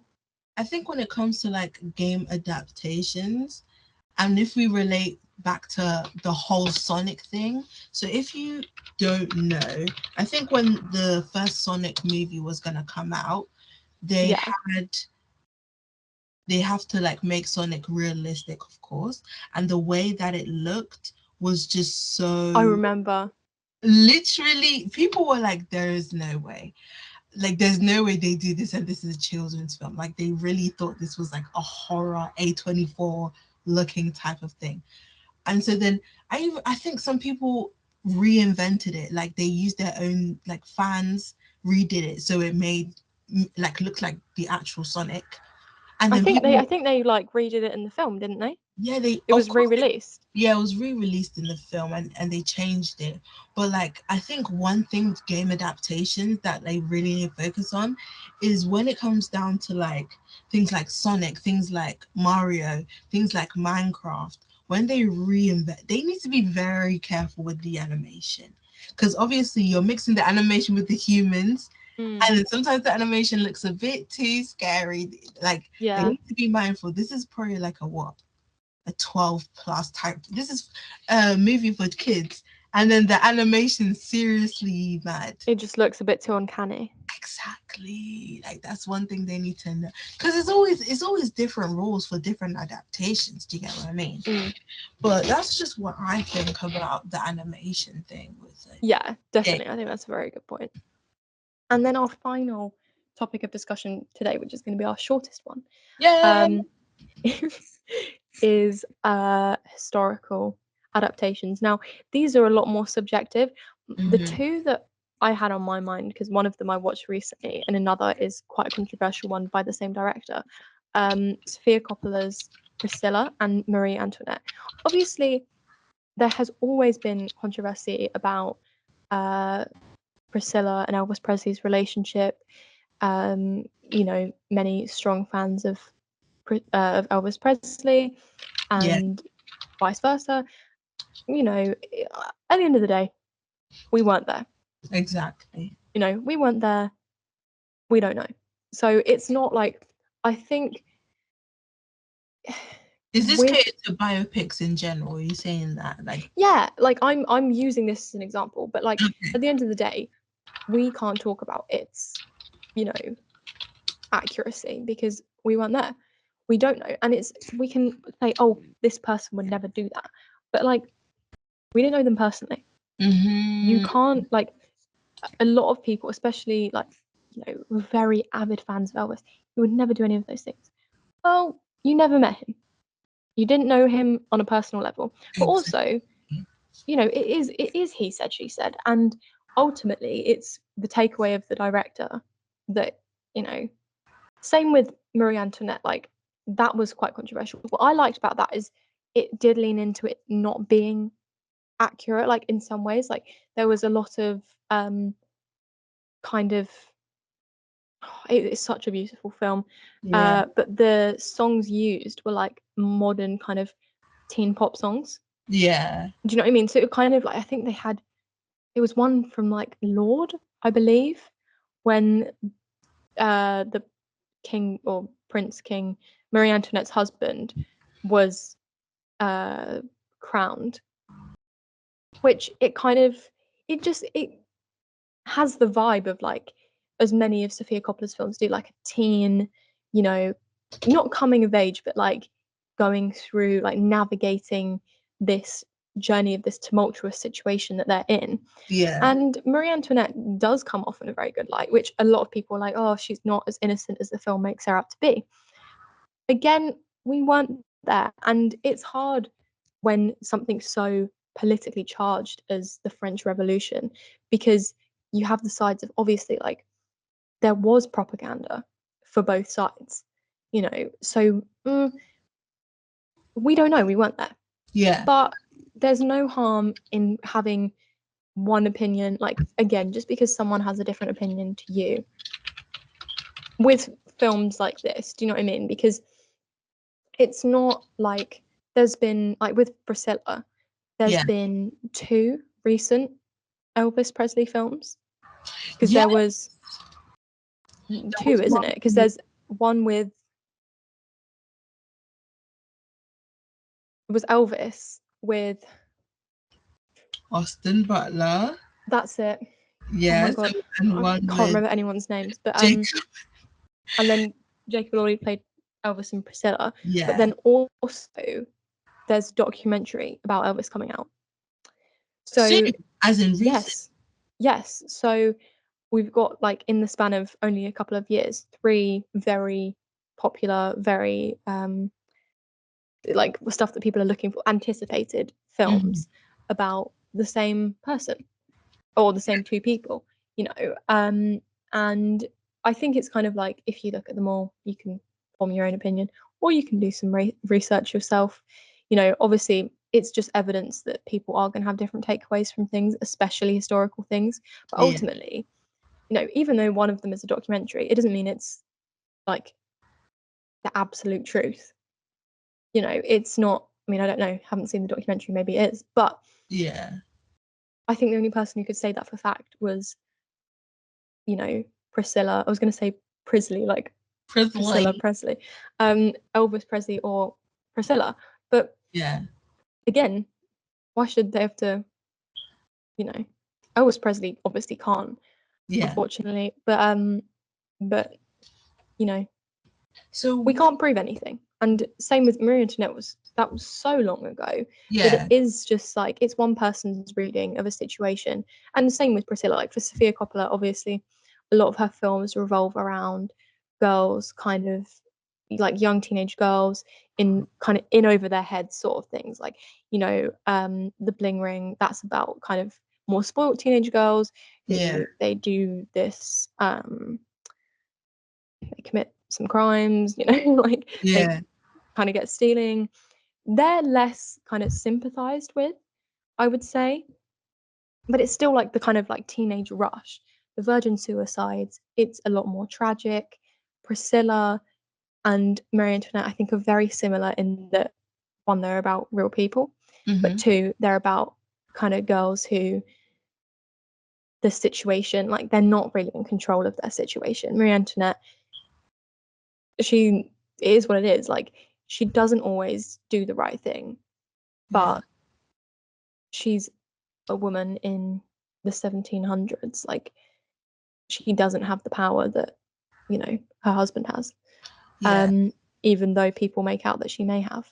But again, we can't say, because, you know, an interview with Marie Antoinette would be amazing, yeah. but unfortunately we're not going to get that. But would you say, like, the way that they do historical adaptations? So not just Mary Antoinette, like, think Yeah. about other historical figures in, like, history. Like, when, like, what other examples can we take into account? Just use your own brain and think about it. But basically, when you merge that, and then you also merge in, like, more modern nice ways of filmmaking, more modern music, more modern aspects, do you think that would make a film much more relevant for those, like, historical? I think so, because I think, like, it opens it up to a wider audience. Because, Yeah. for example, I'm thinking of the film The Duchess. Now, that's a period piece, but off the top of my head, I think the small part that we've seen, I actually haven't watched the whole film, but it seems like a similar kind of vibe to Marie Antoinette, in the sense that it's a woman at this sort of period, in over her head. She doesn't have the power her husband has. She's quite isolated at times. But it seems like a very different tone. Marie Antoinette is a lot more kind of like fun, and then at times more like whimsical, and then ending obviously very like solemn. Whereas the Duchess seems like a lot more serious throughout. Yeah. But I have to say, like, I think both are good. I think it depends on the audience. But Marie Antoinette definitely opens it up for it. It makes it like, those changes, I would say, make it a typical Sofia Coppola film. It has the teenage flair, and it also, like, modernizing it in that way, like Bridgerton. If Yeah. they didn't have, like, obviously it's raunchy, so probably it would have had a big audience anyway. But Exactly. certain modern elements, like they've obviously taken certain creative liberties here and there. Also, instead of just having the whole cast be white, you know, they made a conscious decision to have a change in society, and then obviously later giving context to that with the Queen Charlotte show. Not only has that generated more storylines to tell, but it's opened it up to such a wider audience. Yeah. You know what I mean? Because like now it's kind of like Bridgerton, you know, it's like, oh wow, it's incorporated diversity. Not only, it's not just like they're just, it's just diverse with no explanation. They have actually gone out of their way to make a purposeful explanation for diversity and continue to make it relevant to the story. It's Yeah. not just something that's brushed under the rug. You know, kind of similar to our modern society. Yeah. So I think for that reason, it's kind of a lot more like people take notice of it more than probably they would if they didn't have that. And also, one of my favorite things about Bridgerton is the music, the fact that it's orchestral music Oh yes. from modern songs. Dun, Like it's dun, dun, dun, dun. It was yeah, amazing. It was yeah. amazing. I think that having like at the most pivotal moment, it being a song that you recognize, and you're like, oh my god, I know this song. I love this song. This is perfect. You get more excited about it, and then it's another talking point for people. You know what I mean? So I think stuff like that, it widens the audience, Yeah. and therefore, because yeah, like it would be easy to do one almost exactly like how it would have been at the time, but then it's kind of like it only is really open to an audience of people who are interested in that specific time and being completely accurate to that. You know what I Yeah. mean? And that's great for some people, but it does widen the audience if it takes creative liberties, I think. Yeah. So let me ask you a question now. So when it comes down to like biopic adaptations, Yeah. is there a biopic adaptation that you just don't like? Not because it did the oh gosh, not because they did the adaptation wrong, but just Mm. because you don't like the movie in itself. I don't know. I don't think I've watched enough Enough. to Okay. have one that I think of off the top of my head. I'm like, I I can't. mean, I'm not much of a biopic girl either. That's the thing. No, I'm not. I watched the odd one, but like, it's not like I rarely finish them. Yeah. You know what I So, mean? is there one that you would like to watch? Something that's definitely at the top of your Um, list. I think there's an Amy Winehouse biopic, isn't there? Yes, there is. Yeah, I'd probably be. Is it called Back to Black? Yes, it I'd is. be. I'd be quite interested in seeing that. And Oh, yes, yes, yes, yes, yeah, yes. I don't know. I'm trying to think. Oh gosh. I don't know. There's a lot. There was one what's his name? Jeremy Allen White from The Bear. Oh, Bruce Springsteen. Bruce Springsteen. I He haven't seen that, but I'd be interested in watching that. I actually don't think I really know Bruce Springsteen that much. Do you know what I mean? Like, obviously I've heard of him because he's very famous, and I know some of his songs. I But don't know nothing. like, I mean, I'd be quite interested in watching that. What But about anyway, Party Supreme? Isn't that a real person? yes, it is actually, which I didn't know. So You know what? that Like, counts, doesn't it? did you actually know that I'm actually so good at table tennis? Like, I could probably beat Timothy Chalamet. All right, Tilly. I feel like lying is for the wicked. Lying is for snakes. We don't need to lie, Tilly. So you don't find me funny? I find you absolutely gobsmacking hilarious, Tilly. But there is Okay. no way that you, you No, just I'm wanted to actually say really that. bad at ping pong. Oh yeah, I'm very Is there a terrible. difference between ping pong and table tennis? Ping pong and table tennis, they're the same things. Swear down, they're the same thing. I I think swear they they're are.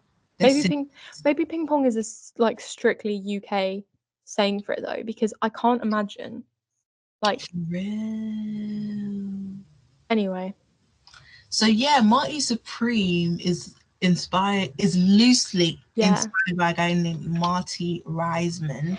And Timothy Chalamet did the A complete Bob Dylan biopic as Dylan. well. He Which, did. yeah, I mean, Timothy Chalamet is on a roll. Yes, you know? But like, chill. Like, he shouldn't be doing better than my guy Michael B. Bro actually did twice the work though. But like, because what pisses me off about Marty Supreme is because why is it that okay? I haven't watched the movie. Of course, I'm being biased. But the movie came out how many weeks before the award season started getting off? How many weeks? Well, yeah. I think it's got a lot of things in its favour. It had amazing marketing that made everyone so hyped about the film. Because the thing is, I think if they'd said, okay, and your screen is gone. Obviously, Timothy Chalamet, he's done so many consecutive big picture, big budget roles that he's kind of on like a Hollywood, like Michael B. Jordan. He is a household name. Everyone knows Michael B. Jordan. He's obviously A-list. He's going to stay A-list. But Timothy Chalamet's on this very like quick uphill, like kind of, or like, do you know what I mean? Like he's going to carry on this trajectory. Yeah. So he's got, the film has got that in its favor because it's starring someone who is rising and rising and rising and rising. It's got a very star-studded cast outside of that. And also the marketing, obviously, like the Marty Supreme jackets, getting so many celebrities to endorse that film. Oh my god! Everyone's talking about the film. Like I was very hyped about the film. To be fair, I still haven't seen the film, but like because I didn't realize it was a biopic, and I'm not usually that interested in biopics. But do you know what I mean? Like the cool jacket was like very trendy. It was very popular. So the marketing got so many people hyped about the film and like eager to see it before they even like necessarily knew what the film was about, or like, do you know what I mean? Like knew anything about the film other than Timothy Chalamet is like all these things saying he's trained years to play ping pong. Like, so, oh my god, it must be like, do you know what I mean? Yeah, and again, intense. It could be like, it probably is an amazing film, but it's got so much buzz in the news that will have, it's already like not one step ahead, but do you know what I mean? Like it's and it's A24, and I think a lot of people like A24. It's immediate, like you have to pay attention. Everyone's like, oh yeah, A24. Like they always have cool films, they always have groundbreaking films, and so immediately, like the production company already, it's a cool, very like anyone who likes film is going to be like, oh, I'm going to go see the new A24 film. Yeah, exactly. You know, and, you know, not even just with the jackets, like he literally did this thing where he did like, it was so funny. He literally did this thing where he had a meeting where he would like come up with ideas with his marketing team, and then he would just say the most weirdest, outrageous stuff. But in real life, he 100% did all of those things that he came up with. Like one of his ideas was that in like Camp Flogno, Tyler the Creator's music festival, he literally was like, do you know what we should do? We should literally have a massive, like, I don't know what it's called. It's like a massive balloon that is orange and it has Marty Supreme on it go over one of like the performances during the music festival. And that actually happened. And like he said, oh, I want a massive orange this, I want orange. He wants to go, he said that he wanted to go on Jimmy Fallon and say Marty Supreme Christmas Day. And did he not just say that? Yeah. Everything he said, though it sounded mad, it all happened and then it all helped. So it was, and again, I think probably the release time being Christmas Day, it's like it's a holiday everyone's getting excited about anyway. So it's kind of like, and people have time to go and see it in theaters because they're on holiday. Like no, because it was very cleverly marketed. It was very, you know what I mean? Yeah, it makes sense because it was very last minute in terms of like getting it in for the film awards. You know what I mean? For Oscars and Golden Globes and blah blah blah. But yeah, so Timothy Chalamet, he's been doing his ones. He's been doing his great thing. What do you think is the best actor that did that? Should we finish on this? I was going to say we need to finish soon. It's gonna be the world's longest episode ever. Exactly. Okay, best actor that did their adaptation? Good at that. Out of the ones we've talked about. Out of anyone, any person. What type of adaptation? Any adaptation. You can say That's games. Like all films. All films, bro. This is a wide question. Just say one person and we can go.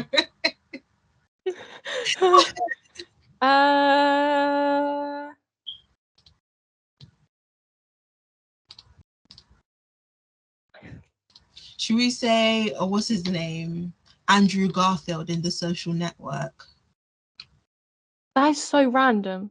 That is not that random. I feel like that's... We've not... I was thinking about stuff we talked about today. Probably...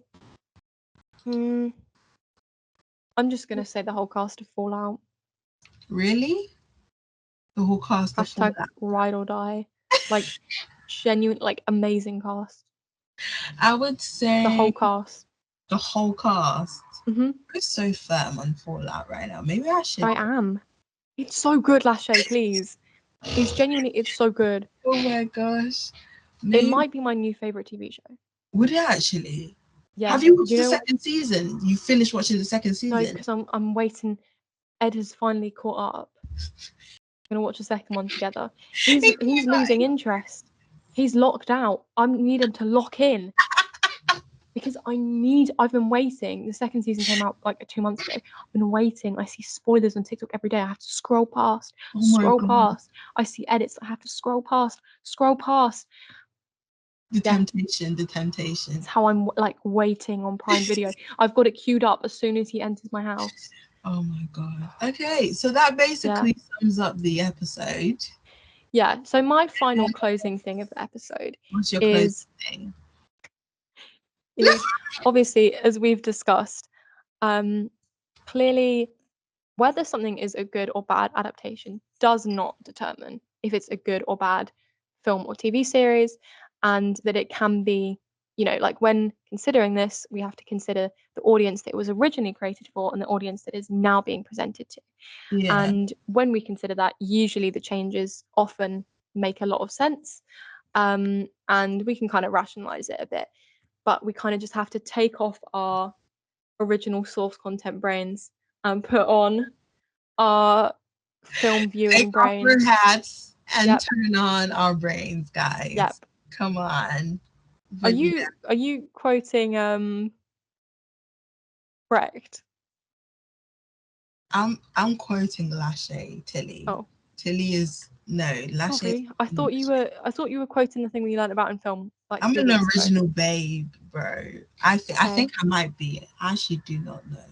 He said that audiences hang up their hats and their brains in the cloakroom. Oh, of course you would know that. You're literally Sheldon in the making. Okay, so guys. Well, yes, I can firmly say that we've kept it peachy this episode. Bro, we're keeping it peachy 2026. New Year's resolutions for the podcast. Hopefully next episode we should stay peachy. We should do like next episode where we both wear like something fun. Like we have masks. Are you saying my outfit's not fun? The outfit is from Primark. Oh, is it actually? Is it not from Shein? No, it's from Primark. Oh. What do you want me to wear next episode then? I don't know. We have something fun. We wear silly outfits. Because we're at home. We literally have the power to do this, guys. We have the power to do a lot of things, guys. Like we should like wear fun outfits on like the holidays.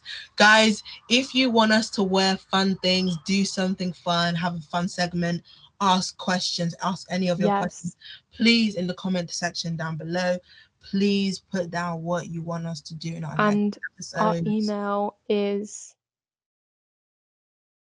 it's peachypictures@gmail.com, but I think there is 2 Y's in peachy. Yes. But it will be linked, so it will be linked. So but yeah, any inquiries? Literally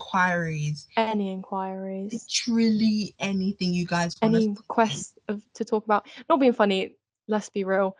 We're not quite at the stage of taking requests. Why? Because 2026 goal for the podcast, build up the following. Exactly. Get the podcast out there, not just on YouTube. For real. Just we on need to find a streaming service to put it on. Type shift. Yes. Literally type shift. And still pass our A levels, so. Oh God. We're gonna be fine. We're gonna be absolutely fine. You'll be fine. Well, Tilly will be fine. I don't know about me, but I'll be. You will be fine, Lashay. You're very hardworking and very clever. You always do well in film. Yeah, but like I need to do well in everything at this point. I can't just do well in film, Tilly. Tilly-tastic is always Tilly-tastic. Oh God. Should I go downstairs and get myself a slice of cheesecake? Yes, I think so. Okay, guys, thank you so much for watching.